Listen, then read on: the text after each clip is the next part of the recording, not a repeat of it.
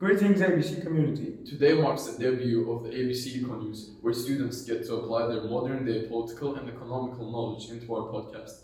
You are joined by your hosts Bayram Eybov and Ibrahim Mehdi. So let's get started. So Ibrahim, can you please tell our viewers what we'll be going over this week? Of course, this week's economic forecast is the U.S. economy in recession, non-oil exports of Azerbaijan growing, and the 6th day of American government shutdown.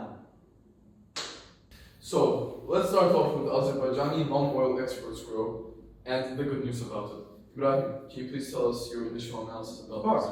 As we all know, Azerbaijan is historically an oil-dependent and oil-wealthy nation. However, this dependence comes at a cost. If the price of oil were to lower just as a little, it would be catastrophic for our economy. As we can see here, our government has been taking measures to stop that.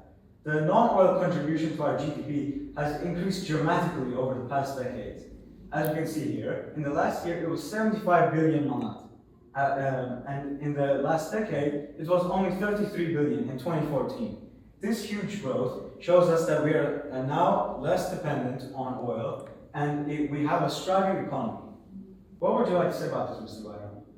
Well, the 2015 oil crisis affected Azerbaijan as well as every other oil-dependent country. And this forced us to branch out to other sectors of the market through the creation of AZPromo, which was the Azerbaijan Export and Investment Promotion Foundation. This allowed youth employment in other sectors to increase rapidly, especially after the great pandemic, which can be seen in our graph, especially after 2020 to 2021. Our GDP increased greatly, as Ibrahim Mehdi just mentioned.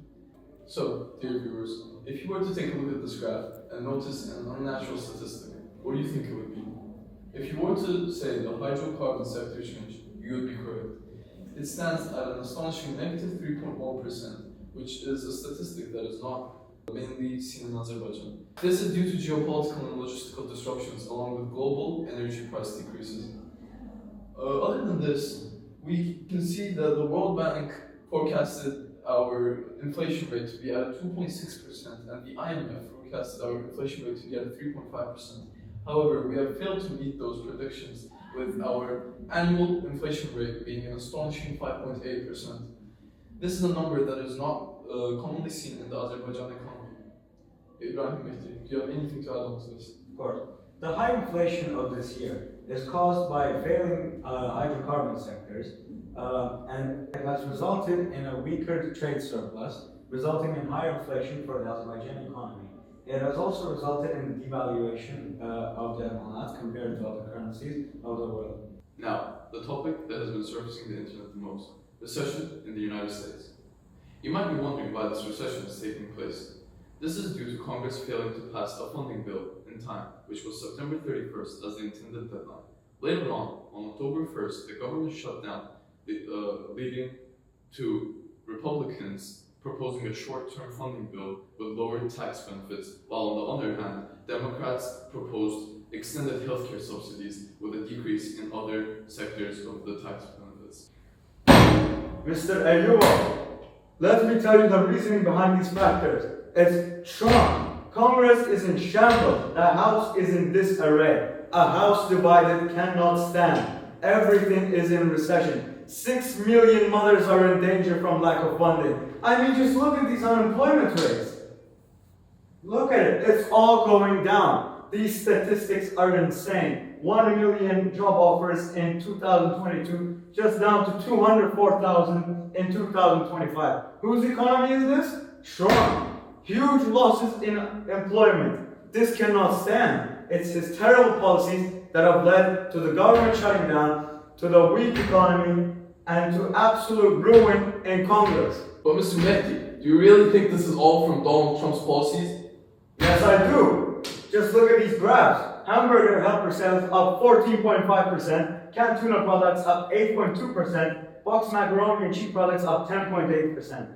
What do we see here? These are all inferior goods. That means the American people are going so hungry that they're resorting to these terrible products. What can we say from this? It's all Trump's policy. The minimum wage is terrible. It's $7 an hour. How can you live off of that? if the people need some sort of relief and the government isn't there to help them. But the United States have had a culture of repetitively consuming inferior goods. Don't you think this is a shallow claim? That may be, but look at these increases in sale. This shows that the American public is desperate for some sort of help and they're not getting it. Why? Because Trump wants to help their billionaire friends. This cannot stand. He only supports his friends, his billionaire friends on the island, and how can this be? What you are doing is basing the United States economy based off of just hunger and employment. What about the technological advances Trump has made over the last year, which is greater than the past 20 years for the history of the United States? Just recently, they raised over $1.2 trillion for AI research from big companies such as Nvidia, Apple, Microsoft, and much more. Good point, Mr. Byron. Since you know so much about Trump's economy, when can we expect the government to return? Well, there seems to be no clear end to this dilemma as Congress remains deadlocked while President Trump and Democrats continue to shift the blame onto one another. However, I can tell you some statistics that I got through my research, and I can tell you that only 26% of US citizens believe that it will end by October 15th, while 74% expect resolution by October 31st. I would like to know your personal opinions on this matter though. I still believe that Trump is entirely at fault for the US government being shut down. This was his last term in 2018, and it was a record-breaking 35-day shutdown of the government. Just look at all these other statistics. It's an unprecedented difference when it comes to his terms at a total of 36 days in shutdown. I think it's all his fault. That's all for today. Thank you for tuning in. We'll see you next time.